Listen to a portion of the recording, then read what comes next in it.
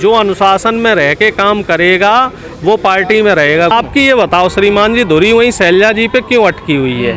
पहला जो हमारा कह रहे हैं कुमारी शैलजा ना पूरी देखिए, कांग्रेस को कुछ मिलेगा, सुनिए, कुमारी शैलजा जी अभी महासचिव है, ठीक है, पार्टी की महासचिव है। इसके बाद एक ही पद होता है पार्टी में राष्ट्रीय अध्यक्ष का, ठीक है। दूसरी उत्तराखंड की इंचार्ज है, तीसरी अभी सांसद है। और अगर हरियाणा की जनता कहेगी उनको मुख्यमंत्री बनाना है तो वो बन जाएंगी मुख्यमंत्री, उन्हें कौन रोक लेगा। लेकिन हर पार्टी में काम करने का एक तरीका होता है। हरियाणा के दलित हुड्डा के कार्यकाल को भूले नहीं है, 2005 से 2014 का कितना हरियाणा का दलित भूला हो ना भूला हो, लेकिन आप जैसे लोग जरूरी नहीं भूल रहे हैं। आप जैसे लोगों को बीजेपी के कार्यकाल नहीं याद आते। हमने कहा साहब कि एक दलित महिला का एम्बुलेंस में बलात्कार हुआ और उसके पति की हत्या कर दी गई, तो उस पे आप चुप हो गए। हमने कहा जी हाथरस में जो दलित बेटी के साथ बलात्कार हुआ और उसे अब तक न्याय नहीं मिला, तो उस पे आप सरकार से सवाल नहीं करते। सरकार से आप डरते हैं साहब। आप सवाल किससे कर रहे हैं? विपक्ष से। आप सरकार से सवाल क्यों नहीं कर रहे? आप हमें ये बताइए। आप मैं अभी भी सामाजिक न्याय की बात कर रहा हूँ। मैंने पिछली बार आपसे क्या कहा था कि कांग्रेस में बहुत जल्दी बदलाव होने वाला है, और मैंने आपको 10 सितंबर की डेट दी थी, और आज क्या डेट है? और 4 दिन पहले कार्यकारिणी बन गई है। बताओ 65% से ज़्यादा नहीं है दलित पिछड़े? आप नहीं हो तो बताओ, मेरी बात झूठी हो तो बताओ। और जो भी शिकायतें हैं आप लोगों की, तो सारी शिकायतें दूर होंगी, लेकिन उसमें समय लगता है। अब बहुजनों को आखिरी में मतलब विश्वास कर लेना चाहिए कांग्रेस पे। भैया एक बात बताइए, एक बात हमें बताइए श्रीमान जी, कि हमारी पार्टी के शामिल हो जाना, हमारी पार्टी के राष्ट्रीय अध्यक्ष ही दलित हैं, ठीक है, राष्ट्रीय अध्यक्ष ही दलित है। यादव को, मायावती को, सबको सब हमारे साथ हैं, सब हमारे साथ हैं। कांग्रेस ही देगी बहुजनों को, सब हमारे साथ है। और पूरा इंडिया गठबंधन जो है एकजुट है सामाजिक न्याय के लिए। और बहन जी के लिए जब अभद्र टिप्पणी करी गई तो उसके लिए खिलाफत करने वाले कौन थे? इंडिया गठबंधन के नेता। अखिलेश जी ने भी ट्वीट किया और कांग्रेस के नेताओं ने भी ट्वीट किया। एक दलित को काट दिया जिंदा, लड़के को, ना तो कोई नहीं बोला कांग्रेस का नेता। आपने कैसे सुन लिया कि नहीं बोला? जहाँ भी सामाजिक न्याय का संघर्ष हो रहा है वहाँ हम बोल रहे हैं। अब आप आंख बंद कर लो और कान बंद कर लो तो उसका तो कोई इलाज है नहीं श्रीमान जी। चलिए, आपको सिर्फ और सिर्फ वो चीजें दिखाई देती हैं जिनको बीजेपी IT सेल दिखाता है। आप सामाजिक न्याय की बात कीजिए। और बीजेपी चूंकि सत्ता में है, जब हम सत्ता में होंगे केंद्र में तो आप हमसे सवाल करना, और जब हम सत्ता में थे तब आपने हमसे सवाल किए और हमने आपको जवाब दिए। कोई भी नेता कभी जवाब देने से पीछे नहीं हटा। किसी भी टीवी पे कहीं कोई अत्याचार दुराचार हुआ तो वो खबर चलाई गई। सवालों के जवाब तो देते नहीं, सवालों के ही जवाब दे रहा हूँ। अब यह है क्या कि जब हम बीजेपी की कमी बताते हैं तो साहब आप नाराज होने लगते हैं। क्यों? आप ये बताओ, ममता बनर्जी जी ने पार्टी को ब्लैकमेल करने की कोशिश की, उन्हें अलग पार्टी बनानी पड़ी। शरद पवार जी वो नाराज होकर अलग चले गए, क्योंकि पार्टी का अपना एक संविधान है, एक कॉन्स्टिट्यूशन है। जो अनुशासन में रह के काम करेगा वो पार्टी में रहेगा। गुलाम नबी आज़ाद जी अपने आप को पार्टी से बड़ा मानने लगे थे। अब बताइए जम्मू कश्मीर में उनके साथ क्या हो रहा है? उन्होंने अपनी पार्टी बनाई, कैंडिडेट डिक्लेयर कर दिए, और खुद जो है को भवन में चलेकर ये बोलेगी साहब अब हम चुनाव नहीं लड़ेंगे, ना चुनाव प्रचार करेंगे।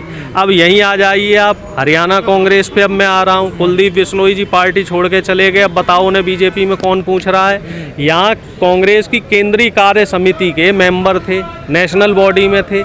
इसके अलावा अब सुनिए तो, अरे मैं वर्तमान की बात कर रहा हूँ श्रीमान जी। अब मेरा जवाब तर्कशील है तो आप उस पे जो है चिढ़ रहे हैं, आपको खींच आ रही है। आप खींच क्यों रहे हैं?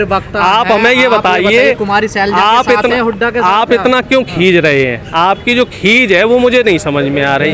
किरण चौधरी जी पार्टी छोड़ के चली गई। अब बताओ उन्हें और बीजेपी में कौन पूछ रहा है? तो पार्टी के साथ जिसकी निष्ठा है तो पार्टी उसको सेवा करने का मौका देगी। अगर शैलजा जी को जनता कहेगी और मेजोरिटी कहेगी तो कुमारी शैलजा तो मुख्यमंत्री बनेगी। बीजेपी छोड़ कर आप कौन से उन्हें पूछ रहे हो? नहीं, ऐसा नहीं है, हमने बराबर सबका सम्मान किया, ऐसा नहीं कह सकते आप। हमारे यहाँ बराबर संतुलन है साहब। का क्या हाल है देख सबका। उदित राज जी को सांसद का चुनाव लड़वाया गया, बताओ हमारे कैडर के लोगों को चुनाव नहीं लड़वाया गया। उदित राज जी को एक डिपार्टमेंट का चेयरमैन बनाया गया और डायरेक्ट राहुल गांधी जी से उनके संपर्क है। ऐसी बात आप नहीं कह सकते श्रीमान जी, जबकि उदित राज जी की वजह से उस क्षेत्र के कई लोग पुराने जो दिग्गज नेता हैं वो नाराज हो गए। हाँ, ये बात आपने बिल्कुल सही कही। जहाँ हम किसी दलित पिछड़े को या किसी दूसरी पार्टी से आए व्यक्ति को टिकट दे देते हैं तो वहाँ हमें कैंडिडेट नहीं मिलता। तो मजबूरी है ना, जनरल सीट पे लड़ाई है ना। नहीं तो दलितों को जनरल पे भी लड़वाएंगे साहब, और लड़वाया है और लड़वा रहे हैं, पिछड़ों को भी लड़वा रहे हैं। हरियाणा के मुख्यमंत्री होंगे, नजर में कांग्रेस नहीं है भैया। ये तो जनता बताएगी कि कांग्रेस अब नई है पुरानी है। नहीं, ये तो आप बताइए। हम तो आश्वस्त हैं, इसी हम कांग्रेस के साथ हैं। अगर मान लीजिए कि कांग्रेस में मनुवाद होता, कांग्रेस में भेदभाव होता, तो हमारे जैसा जो सामान्य व्यक्ति है वो कांग्रेस के साथ क्यों जुड़ा होता?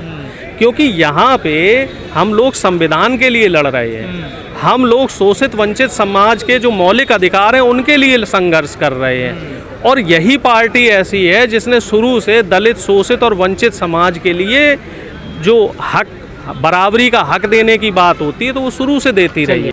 अरे जब महमूद गजनवी आया था तब तो बौद्ध धर्म था ही नहीं देश में।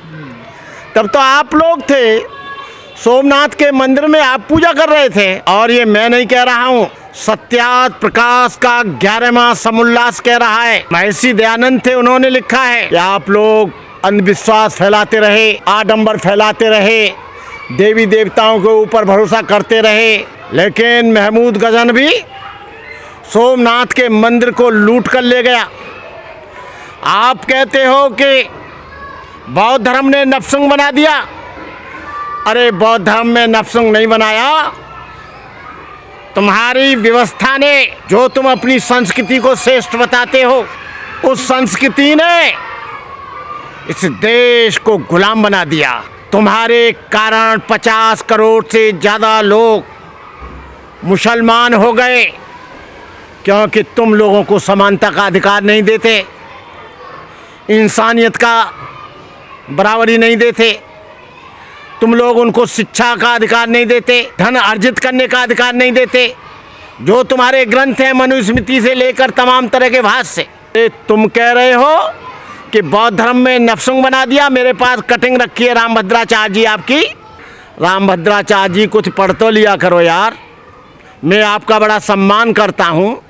आपके पास आँख नहीं है तो कोई दूसरा व्यक्ति बिठा के पूछ लिया करो। बौद्ध धर्म ने नपुंसक नहीं बनाया, तुम्हारे कारण 50 करोड़ से ज़्यादा लोग मुसलमान हो गए, क्योंकि तुम लोगों को समानता का अधिकार नहीं देते, इंसानियत का बराबरी नहीं देते, तुम लोग उनको शिक्षा का अधिकार नहीं देते।